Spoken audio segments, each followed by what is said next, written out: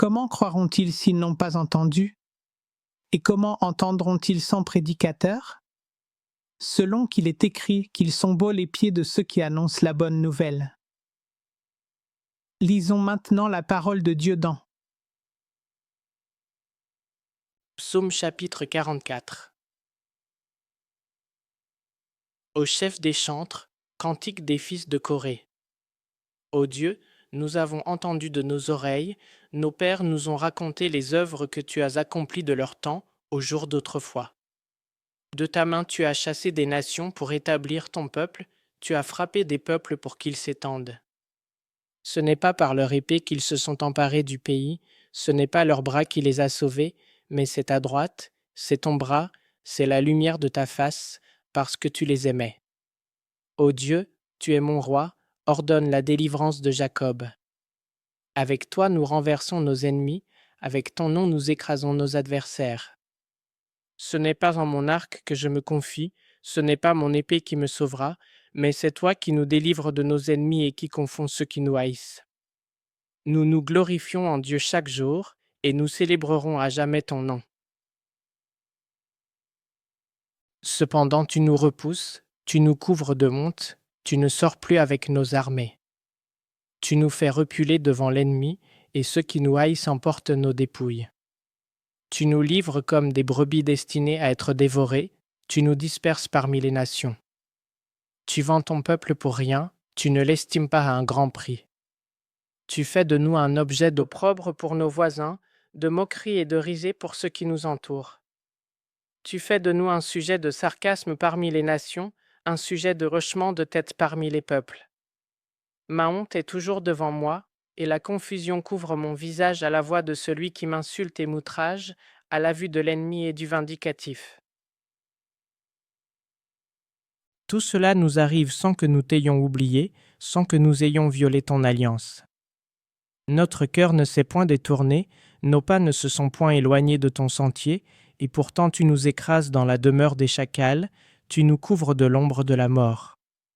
Si nous avions oublié le nom de notre Dieu et étendu nos mains vers un Dieu étranger, Dieu ne le saurait-il pas, lui qui connaît les secrets du cœur?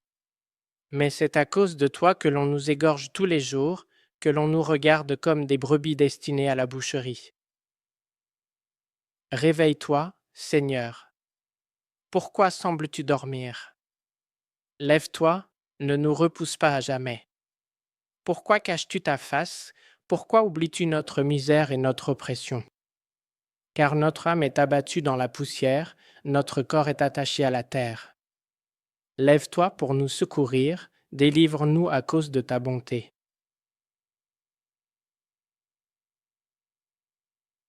Romains chapitre 8. Il n'y a donc maintenant aucune condamnation pour ceux qui sont en Jésus-Christ. En effet, la loi de l'Esprit de vie en Jésus-Christ m'a affranchi de la loi du péché et de la mort. Car chose impossible à la loi, parce que la chair la rendait sans force, Dieu a condamné le péché dans la chair, en envoyant, à cause du péché, son propre Fils dans une chair semblable à celle du péché, et cela afin que la justice de la loi fût accomplie en nous, qui marchons, non selon la chair, mais selon l'Esprit. Ceux, en effet, qui vivent selon la chair, s'affectionnent aux choses de la chair, tandis que ceux qui vivent selon l'Esprit s'affectionnent aux choses de l'Esprit. Et l'affection de la chair, c'est la mort, tandis que l'affection de l'Esprit, c'est la vie et la paix, car l'affection de la chair est inimitié contre Dieu, parce qu'elle ne se soumet pas à la loi de Dieu et qu'elle ne le peut même pas. Or ceux qui vivent selon la chair ne sauraient plaire à Dieu. Pour vous, vous ne vivez pas selon la chair, mais selon l'Esprit, si du moins l'Esprit de Dieu habite en vous. Si quelqu'un n'a pas l'Esprit de Christ, il ne lui appartient pas. Et si Christ est en vous, le corps, il est vrai, est mort à cause du péché, mais l'Esprit est vie à cause de la justice. Et si l'Esprit de celui qui a ressuscité Jésus d'entre les morts habite en vous, celui qui a ressuscité Christ d'entre les morts rendra aussi la vie à vos corps mortels par son Esprit qui habite en vous. Ainsi donc, frères, nous ne sommes point redevables à la chair, pour vivre selon la chair. Si vous vivez selon la chair, vous mourrez, Mais si par l'Esprit vous faites mourir les actions du corps, vous vivrez, car tous ceux qui sont conduits par l'Esprit de Dieu sont fils de Dieu. Et vous n'avez point reçu un esprit de servitude pour être encore dans la crainte, mais vous avez reçu un esprit d'adoption, par lequel nous crions « Abba ». Père. L'Esprit lui-même rend témoignage à notre esprit que nous sommes enfants de Dieu. Or, si nous sommes enfants, nous sommes aussi héritiers, héritiers de Dieu et cohéritiers de Christ, si toutefois nous souffrons avec lui, afin d'être glorifiés avec lui. J'estime que les souffrances du temps présent ne sauraient être comparées à la gloire à venir qui sera révélée pour nous.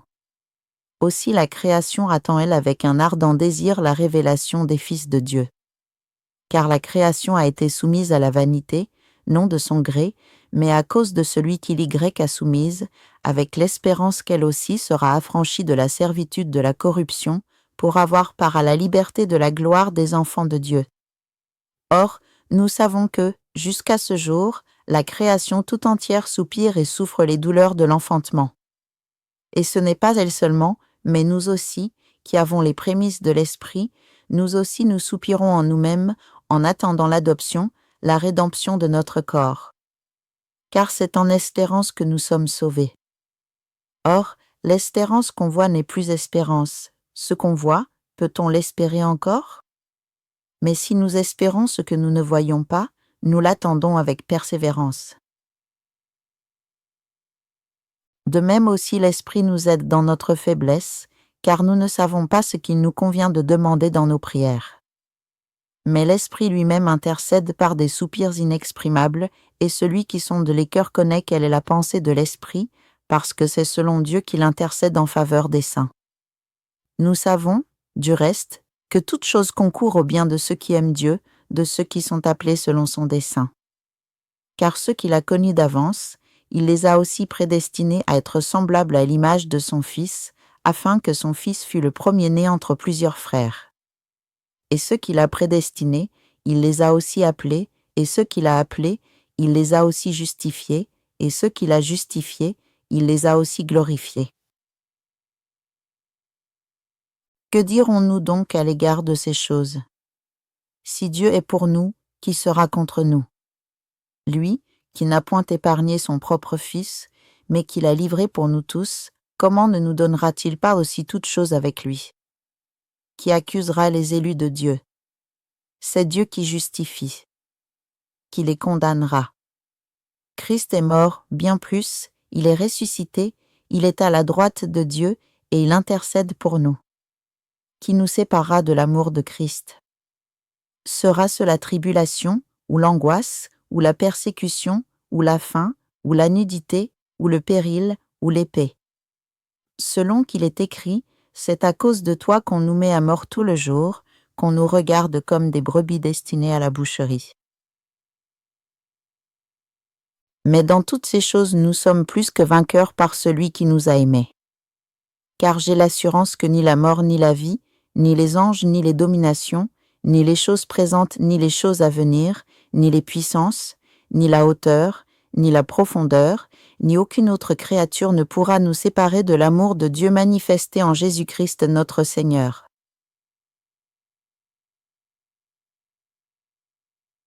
Alléluia, la parole de Dieu est nouvelle chaque jour lorsque nous venons à lui avec amour et avec une profonde espérance en le Seigneur Jésus.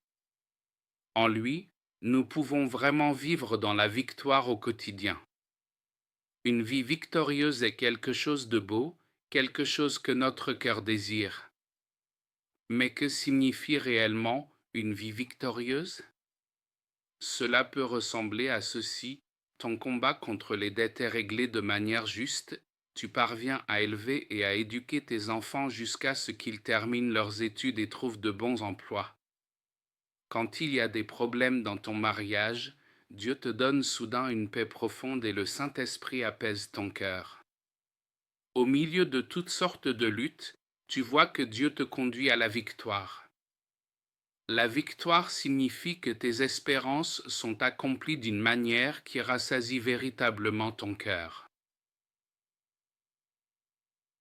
Plus encore, tout le monde veut gagner. Mais très souvent, nous ressentons l'inverse, nous nous sentons vaincus.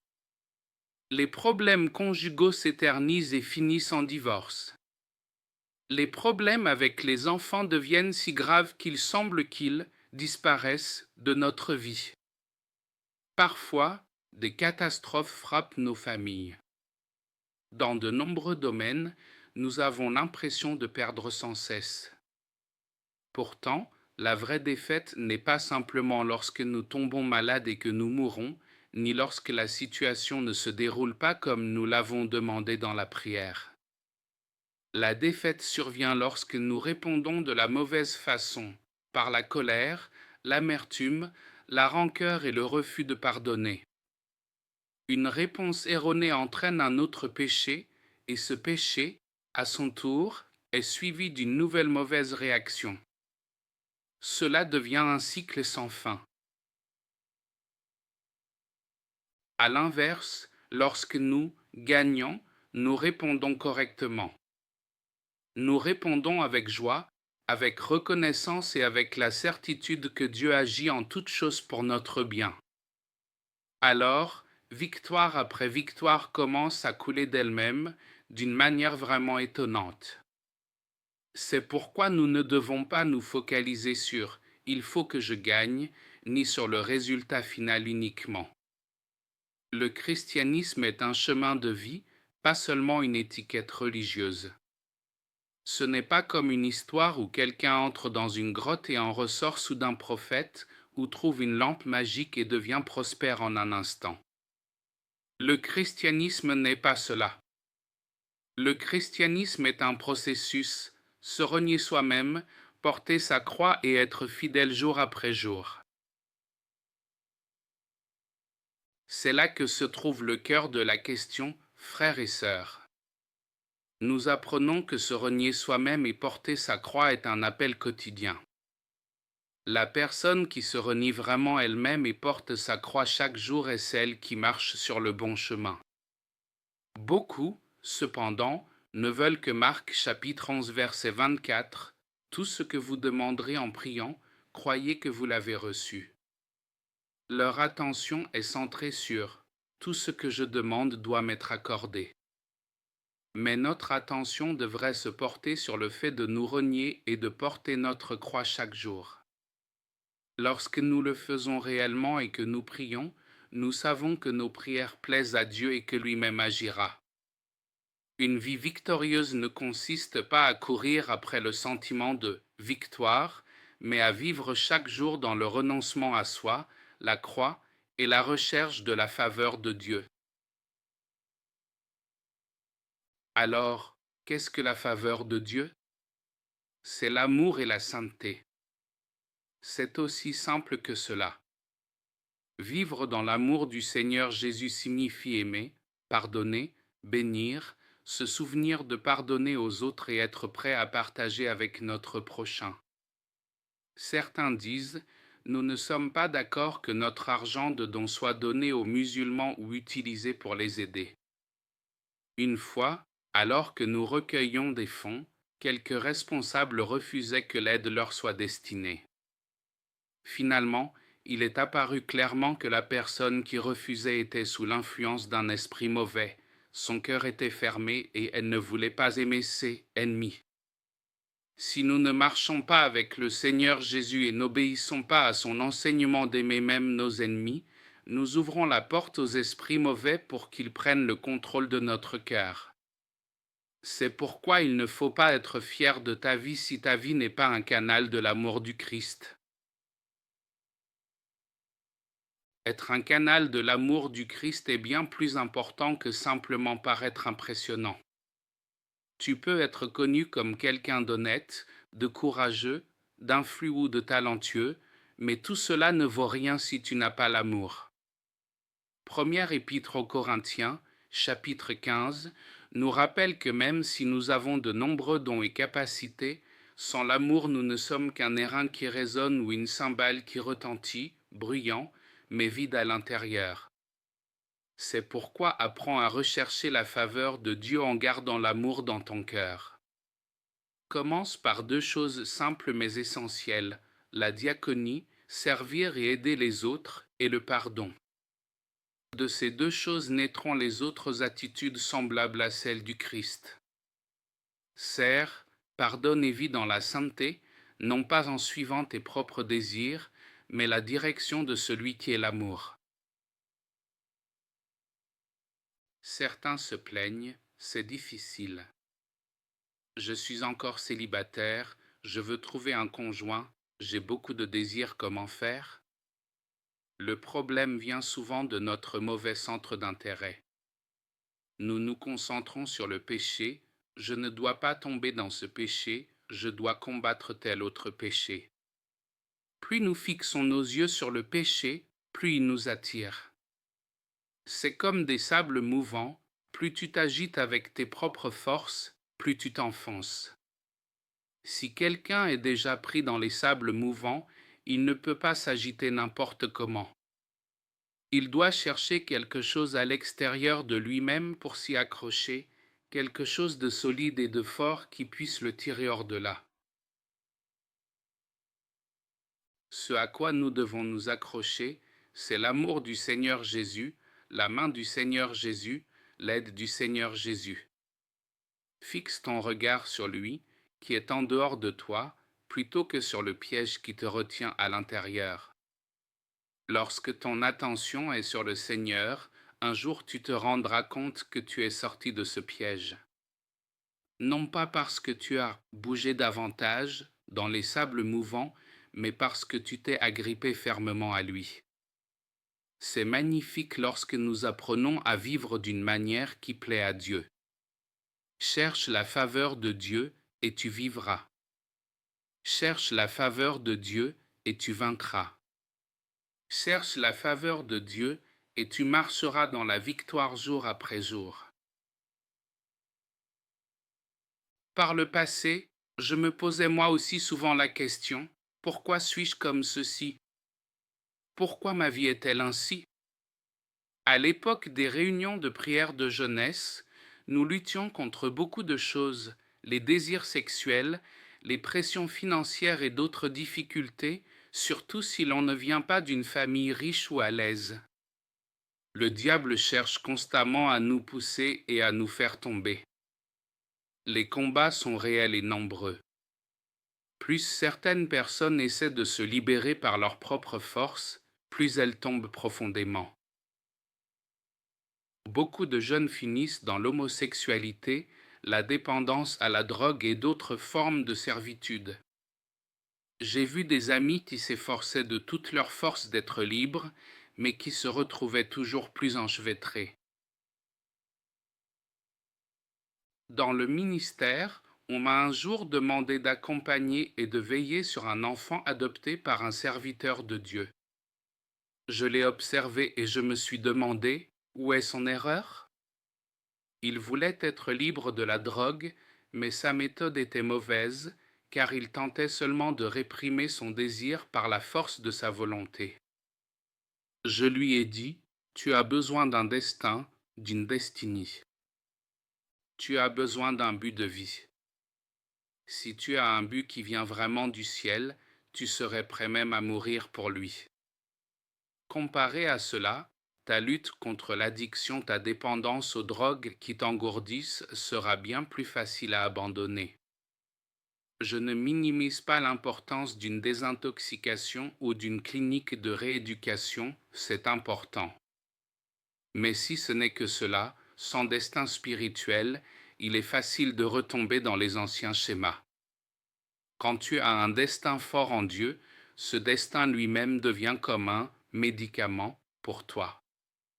Ton destin te pousse à courir vers Dieu, comme l'apôtre Paul, qui avait un profond désir d'accomplir ce que Dieu avait déterminé pour sa vie. La vraie question est donc, quel est ton destin? La terre promise est une image du destin. Le destin est la terre promise que Dieu a préparée pour ta vie. Comment marcher en direction de celle-ci? Prie ainsi, Seigneur, pourquoi suis-je né? Quel est mon destin? Lorsque tu apprends à connaître ton destin et à vivre en lui, tu expérimentes la victoire. car le destin est l'expression de la faveur de Dieu sur ta vie, le point où tu plais à Dieu et fais ce qu'il t'a spécifiquement demandé de faire. C'est plus que des commandements généraux comme « tu ne tueras point, tu ne voleras point ». Le destin est plus précis. Par exemple, Paul, ton nom est Joseph, tu es appelé à nourrir les nations. Voilà un destin. Alors, quel est ton destin? Il se peut que ton destin soit d'aller jusqu'aux extrémités de la terre, par exemple en Papouasie, pour y servir. Ou peut-être est-il semblable à celui d'Abraham, être une bénédiction pour beaucoup de nations. Tu peux devenir très riche et pourtant vivre simplement en utilisant ta richesse pour bénir de nombreuses nations. C'est la bénédiction d'Abraham, être un canal de bénédiction pour les peuples, par l'évangélisation et en pourvoyant à leurs besoins, y compris en nourrissant ceux qui ont faim. Pour ma part, je lutte avec ces choses devant Dieu. Il semble qu'il me montre la prochaine étape. Même si ce qui est devant moi n'est pas encore achevé, Dieu me parle déjà de l'Afrique. Récemment, j'ai été dans la région du Sahara et maintenant je me trouve dans la péninsule du Sinaï. J'ai le sentiment que Dieu continue à me conduire et ne me laisse pas arrêter à un seul endroit. Dieu ne dit pas « c'est suffisant, reste ici, puis me laisse là ». Non, il continue de guider. Si tu gardes ton regard sur ton destin et sur une vie qui plaît à Dieu, avec le temps, tu oublieras tes anciens péchés et tu réaliseras soudain que tu ne fais plus ce qui t'enchaînait autrefois.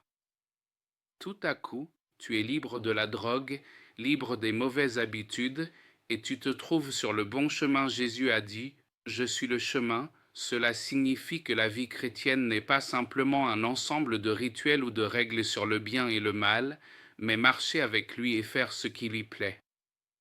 Quand cela se produit, les anciens péchés commencent à tomber. La personne véritablement née de Dieu, qui vit cette nouvelle naissance en Christ, ne retourne pas sans cesse à l'ancien modèle de péché. Si nous tombons encore et encore dans les mêmes péchés, c'est qu'il y a quelque chose de défectueux dans notre manière de marcher avec Dieu. Ainsi, lorsque quelqu'un me demande « Vis-tu encore dans le péché ?» je peux répondre « Non, non pas parce que je suis orgueilleux, mais parce que je suis né de Dieu. Ce dont je me glorifie, ce n'est pas de moi-même, mais de Jésus, qui m'a racheté et m'a rendu capable de vivre sans être esclave du péché comme auparavant. » Beaucoup ne comprennent pas cela. Certains vont presque jusqu'à se vanter en disant « Je suis toujours un pécheur, tu sais. » Mais si nous revenons sans cesse au même péché, nous sommes comme le chien qui retourne à son vomi ou le porc qui retourne à la boue. Cela arrive parce que nous n'avons pas de destin. Nous n'avons pas de but clair devant Dieu, ni un véritable désir de lui plaire. Nous voulons seulement des résultats rapides. Je veux gagner vite. Et le résultat est l'inverse, la défaite. Plus nous essayons de sortir du fourré du péché par nos propres forces, plus nous nous y emmêlons. Si nous voulons sortir d'un taillis et que nous ne faisons que nous débattre, nous nous empêtrons davantage. Dans une forêt sombre, au contraire, nous devrions chercher la lumière. Lorsque tu trouves la lumière et que tu la suis, tu trouveras la sortie. Il en va de même pour les sables mouvants spirituels. Cherche quelque chose à quoi t'accrocher Jésus-Christ au lieu de continuer à lutter à l'intérieur du trou. Au milieu de la tempête, ne te contente pas de crier pour en être délivré. Réalise que le Seigneur est avec toi dans la barque de ta vie. Crois que la même tempête que tu crains peut être l'outil que Dieu utilise pour orienter ta vie vers le destin qu'il t'a assigné. Notre responsabilité est de veiller à nos réponses, continuer à aimer, à pardonner, à bénir et à marcher dans le destin que Dieu nous a donné. et vis tout cela avec simplicité et humilité. Ne demande pas constamment des choses motivées par ton ego et n'aie pas honte d'obéir. Alléluia. Si tu veux vraiment gagner, ne te focalise pas sur la victoire elle-même, mais sur le processus, rechercher la faveur de Dieu et découvrir le dessein qu'il a tracé sur ta vie. C'est là que se trouve la vraie victoire. Que le Seigneur Jésus te bénisse.